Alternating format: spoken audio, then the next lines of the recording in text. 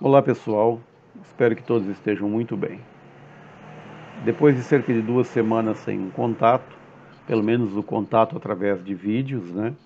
Eu estou aqui novamente para gravar um novo vídeo tratando da continuidade do processo de construção do conhecimento ou da teoria do conhecimento, que é a nossa disciplina.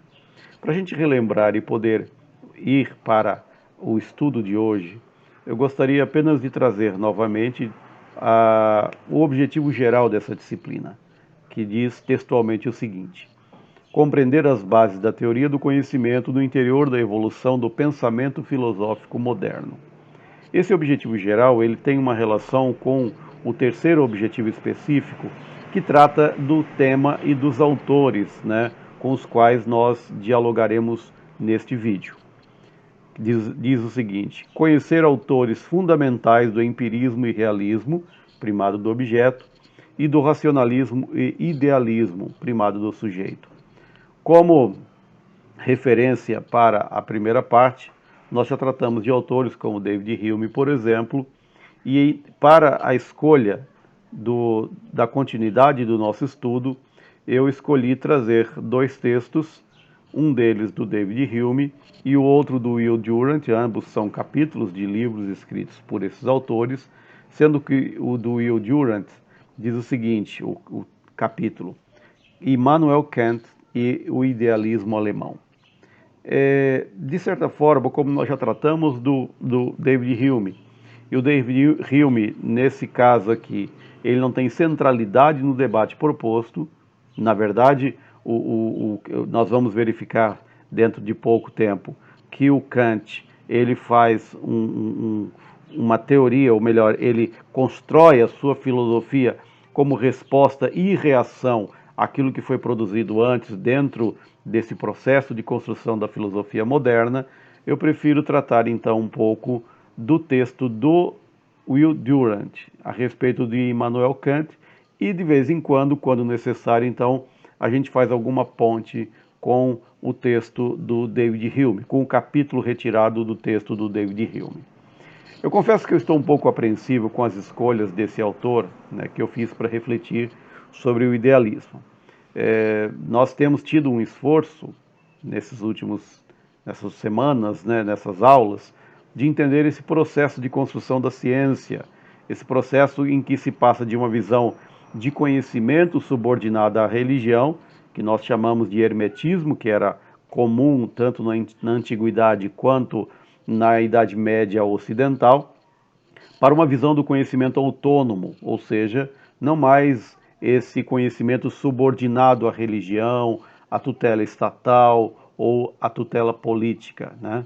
Em outras palavras, apesar de o conhecimento poder, e quase sempre ele né, ser instrumentalizado por grupos, por instituições, por visões de mundo, por ideologias, isso não é algo que é dado a priori, ou seja, ele já não parte, de certa forma, subordinado ou tutelado, ele não surge acoplado a uma determinada visão de mundo, a uma posição política ou ideológica, porque quando isso acontece, esse conhecimento, ele não é conhecimento científico, ele é partidarismo, ele é panfletagem, ele é instrumento para difundir uma determinada visão de mundo.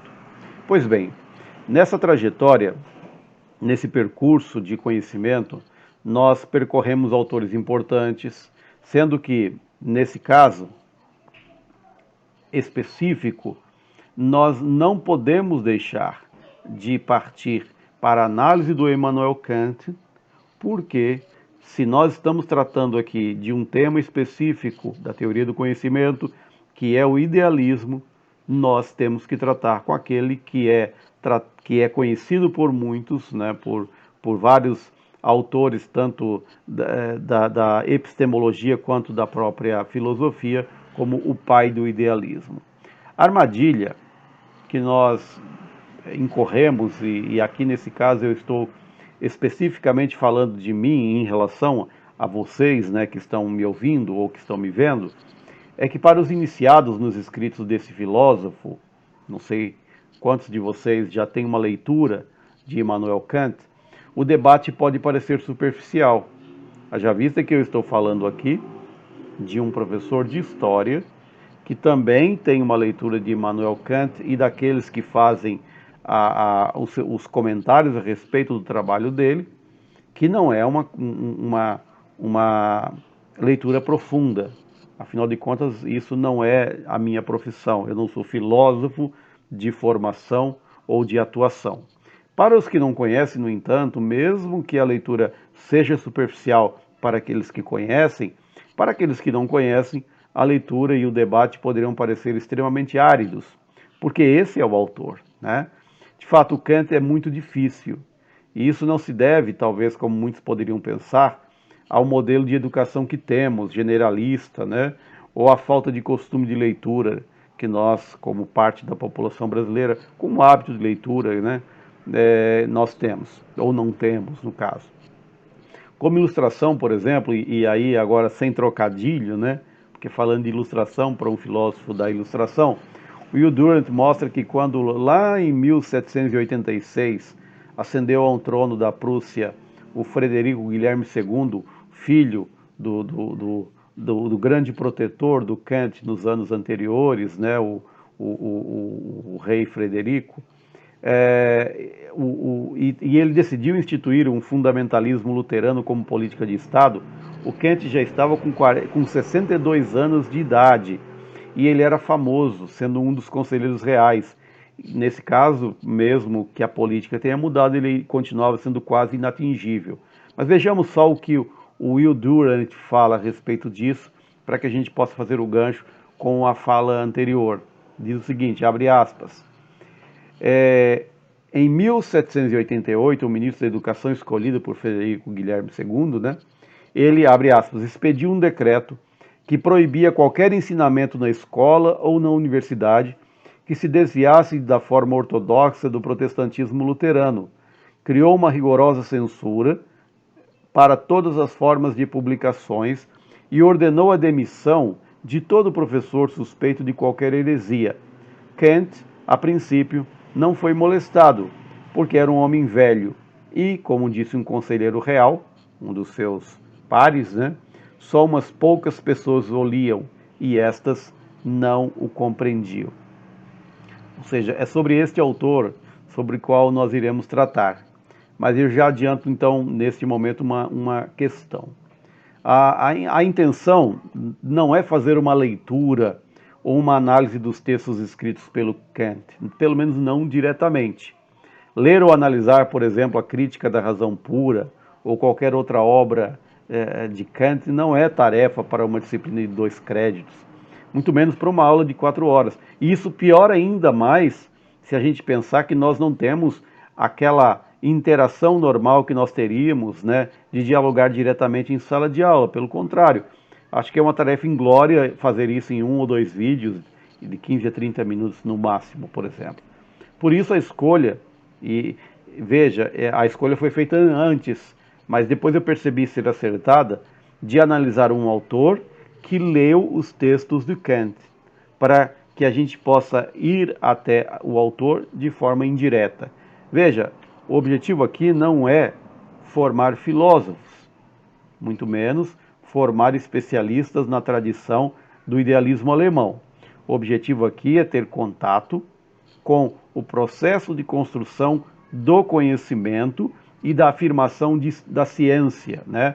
Não apenas da ciência enquanto campo do conhecimento, mas enquanto método também. E aí, nesse caso, nós não podemos deixar de falar a respeito do idealismo alemão e, nesse caso específico, de Kant, que é o seu nome maior. Falando um pouquinho do Will Durant, ele foi professor do ensino médio e ele tinha uma capacidade de leitura e uma compreensão da filosofia muito boas, né? Ao longo de todo o começo do século XX até a década de 20, lecionando para as suas turmas, ele percebeu que havia uma lacuna, né, nos materiais didáticos, nos manuais que pudessem ajudar os professores. Sem muita expectativa, então ele resolveu fazer por si só um material que contribuísse para isso, fazendo breves análises das principais escolas filosóficas sobre a história da filosofia ocidental, né, dos principais filósofos fundadores, das principais obras, né, de cada um desses filósofos, o tempo todo, né, num papel aqui que denota já a sua habilidade e experiência como professor, entremeando a leitura com exemplos práticos, com parábolas, né, inteligíveis para o público-alvo, ou seja, o aluno do ensino médio, mas de maneira geral, com o, o, o público, né, digamos, mais geral, não iniciado. Nesse sentido, ele teve um apoio muito grande em sua esposa, que foi a primeira leitora e a primeira revisora dos seus textos, que contribuiu bastante para que ele pudesse trocar uma linguagem que seria uma linguagem mais rebuscada, mais refinada, por uma linguagem que, veja, sem ser uma linguagem, digamos, chula, né, coloquial demais, mas uma linguagem acessível. Claro que muita gente, por exemplo, criticou o trabalho dele. Eu lembro de cabeça aqui rapidamente de Bertrand Russell, grande filósofo inglês da mesma época, que escreveu também um livro intitulado A História da Filosofia Ocidental. Não gostou muito digamos, da forma como o Will Durant trabalhou, né? E criticou, e não só ele, mas outros também, né? O tipo de análise que ele fez, porque o método dele era trazer uma abordagem do autor, trazer uma abordagem da escola teórica, das principais influências, das principais obras do autor, e aí depois ele fazia um fechamento com uma análise particular, o que ele pensava, né, dessa obra ou dessas obras e desse autor de maneira geral, tá? Eu acho que a gente pode localizar aqui duas questões que para mim são fundamentais e que tornaram o Will Durant um campeão de vendas, né? Durante mais ou menos 30, 40 anos, o Will Durant vendeu dezenas, centenas, na verdade, de milhares de exemplares. Ainda em vida, muito pouco tempo, 2, 3 anos depois que ele escreveu essa obra, ele pôde fazer o que talvez muita gente gostaria, né? Que é viver apenas do fruto do seu trabalho como escritor. Ele conseguiu, com cerca de 2 anos, depois da publicação da primeira edição, que foi em 1926, ele conseguiu fazer com que aquela obra atingisse um número superior somente nos Estados Unidos de 150 mil exemplares. Não se tem uma precisão quanto ao número de exemplares que ele vendeu no mundo todo na mesma época. Mas o fato é que 2 anos depois ele não precisava mais se preocupar com o trabalho do dia a dia para o seu sustento. E aí ele pôde se dedicar não apenas à revisão da própria obra, mas a outras obras que ele publicou nos anos seguintes, porque ele tinha já o seu sustento garantido. E aí eu vejo, né, que por 2 pontos ou 2 questões tornaram ele esse campeão de vendas. Primeiro, uma coisa que eu acho que é importante e que de certa forma não o classifica como um filósofo de maneira específica, mas como um estudioso, um historiador da filosofia. Por quê? Porque ele tinha uma capacidade de leitura e trânsito nas diversas escolas teóricas da filosofia ocidental. Ele não se dedicou a trabalhar uma escola teórica ou um autor. Ele tinha uma capacidade de transitar pelas mais diversas áreas e pelos mais diversos autores e obras. E segundo, que eu já citei, mas eu quero enfatizar, um vocabulário que não era simplório, que não era coloquial, mas que era acessível, né? Traduzindo questões e conceitos que na filosofia são extremamente difíceis, mesmo para os leitores e estudiosos iniciados, quanto mais para um público mais geral e mais amplo. Ele conseguiu fazer com que o especialista e o diletante pudesse ler da mesma forma. Bom, eu quero terminar esse vídeo por aqui e em seguida eu vou gravar o próximo, tratando especificamente da leitura do capítulo então.